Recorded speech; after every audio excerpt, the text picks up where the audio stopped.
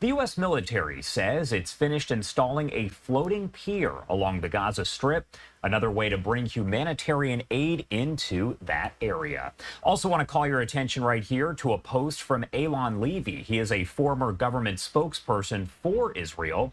He said that Hamas is again firing rockets toward the Kerem Shalom crossing, which is used to get humanitarian aid into Gaza. He says, quote, "It's impossible to operate a humanitarian aid crossing under constant fire.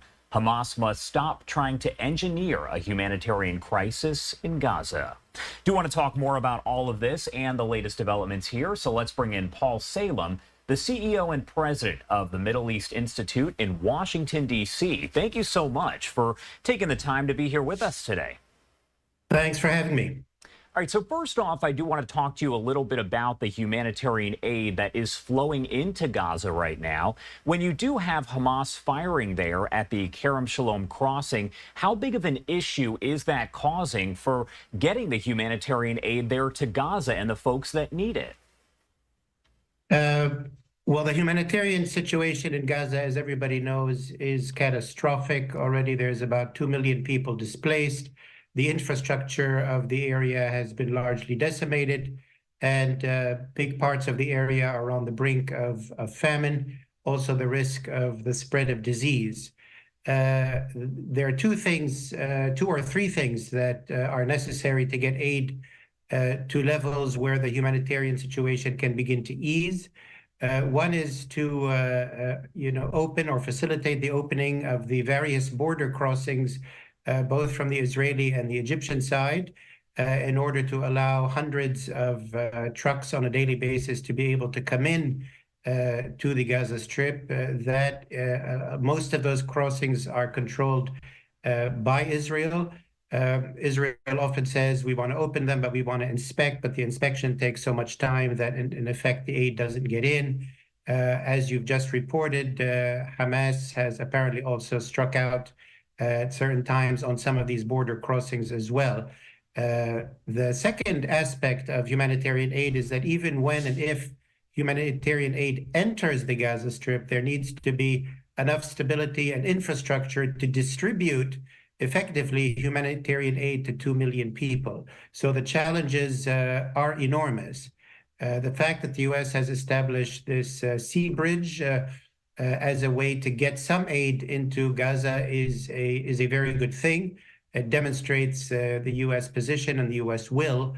But according to the experts, the amount of aid you can get through this pier is very, very small compared to what the Gaza Strip needs. And one needs to get to a situation where border crossings are open and there's enough stability inside to aid the civilians. But right now, the war between Israel and Hamas continues.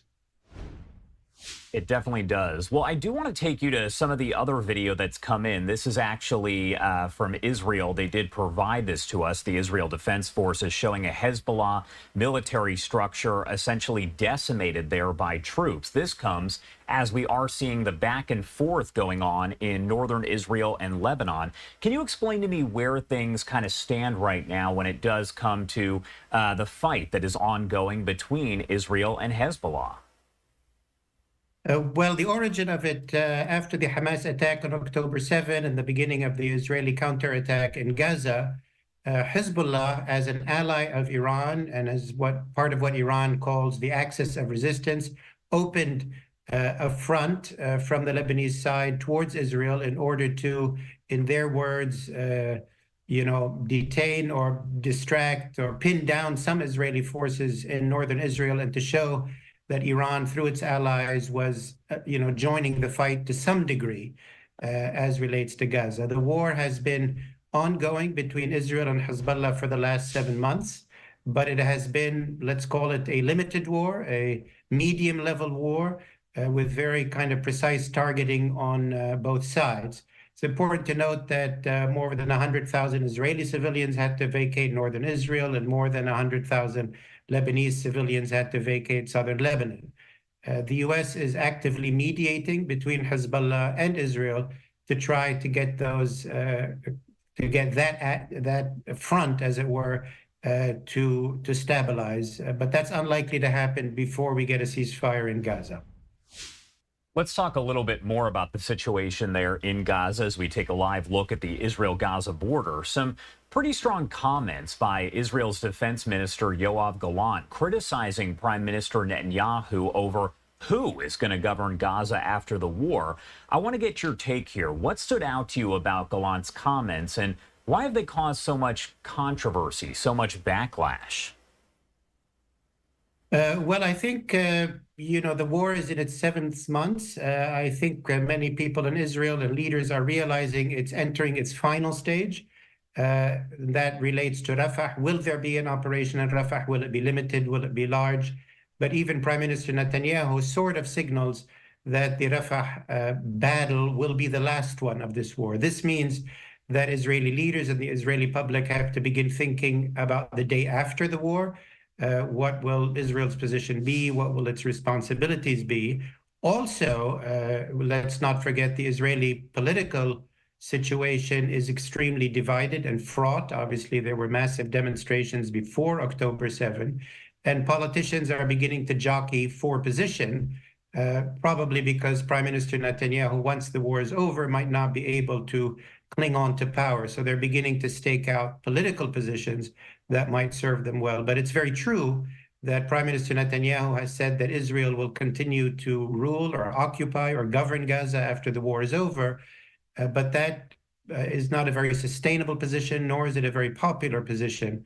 And certainly the United States and other powers are urging a very different course to bring in maybe a multinational force in cooperation with Israel and maybe Egypt and the UAE that would need to include the Palestinian Authority as kind of the political legitimating force, even if the military forces were from other countries. And we heard from Hamas leadership. They said essentially they will not accept anything that prevents them from being involved in ruling Gaza after the war is over. Is that even something that Israel would consider and essentially agree to allow Hamas to be involved in ruling Gaza after the war is over? That's a very good point and a very sticky or difficult one. It is something that is also being discussed very seriously between the Americans and its regional partners, Egypt and others, as well as the Palestinian Authority. A number of ideas have come up. First of all, Hamas, one idea is to include at least the political wing of Hamas into the PLO, which is the Palestinian Liberation Organization, sort of the general body that represents the Palestinians, but then allow the Palestinian Authority, which is a more technocratic body, and just bring in technocrats, in other words, members neither of the Fatah organization, which is the other big party, nor Hamas, bring in a technocratic Palestinian Authority to govern Hamas, but keep parts of Hamas within the Palestinian national movement. It is a very complex issue.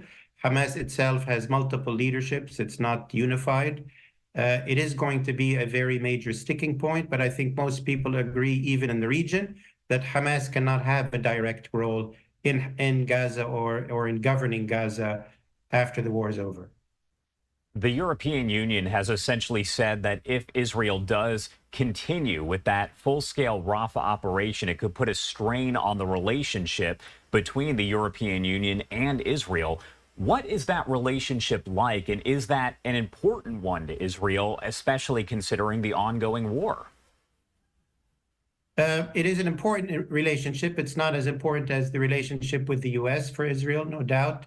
The U.S. is the main strategic and defense partner. It's also the main political patron, which protects it in the United Nations votes and so on. But the EU is historically, obviously, a big ally and supporter of Israel. The EU is Israel's largest trading partner, accounts for about 10% of Israel's GDP in terms of trade. EU and Israel have a free trade agreement. There's been a lot of opposition that's grown in the last few months in Europe, in civil society groups and other human rights groups, some of them calling to abrogate or suspend the free trade agreement, similarly to protest movements that we've seen in the US. So I would say these warnings from the EU come kind of in support of the US warnings as well. They're kind of in the same vein. I would continue to say it's the US that is the main concern for Israel, but it has to keep the EU in mind, given its deep economic and historic ties. We're starting to see reports that are circulating saying that Israel essentially fears Egypt will stop its mediation role with Hamas here as we are waiting for a ceasefire hostage release deal. Why might that be the case, and what could potentially be the impact of that situation kind of unfolding there? Well, I met with some Egyptian officials yesterday. They are very distraught, very unhappy, very distressed about the situation. Obviously, the 7 months of war in Gaza have taken a toll on Egypt itself in terms of its economy, loss of tourism, loss of trade. They're already in the biggest economic crisis they've had in a long time.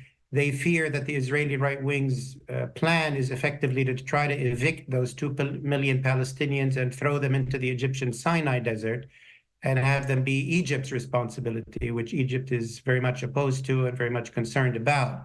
Also recently, Israel, in effect, in violation of the Israeli-Egyptian peace treaty, took over the Philadelphia crossing without coordination, without kind of permission from Egypt. That has also aggravated the situation. I think the Egyptian position is they want Israel to, like the US position, to look for an end to this war, to look for a permanent ceasefire, and in order to reduce the risk on Egypt and I would say the region itself. So I think Egypt and the US are on the same page, but I don't have any indication that Egypt is suspending its mediation role with Hamas. Right. Paul Salem there. Thank you so much for taking the time to join us and break down the latest developments there. Anything else you want to add about any of this before I let you go? I would say certainly that this ongoing war is proven to be a national security threat and priority to the United States. It has continued to impede shipping in the Red Sea. It led to a direct confrontation between Iran and Israel, which, if it were to escalate, would disrupt energy markets, would greatly impact the US economy, the global economy. It has also spurred Iran possibly to think more seriously about going towards a nuclear weapon. So this is not just a local war with drastic humanitarian situations, but something that affects the region and the global economy, and something that affects US national security interests. So I think this administration is taking it seriously. And I think any administration looking for US interests has to take this very, very seriously. All right. Paul Salem there, CEO and president at the Middle East Institute over in D.C. Thank you so much for taking the time to be here with us today. We appreciate it. Thanks a lot. Have a good day. You too.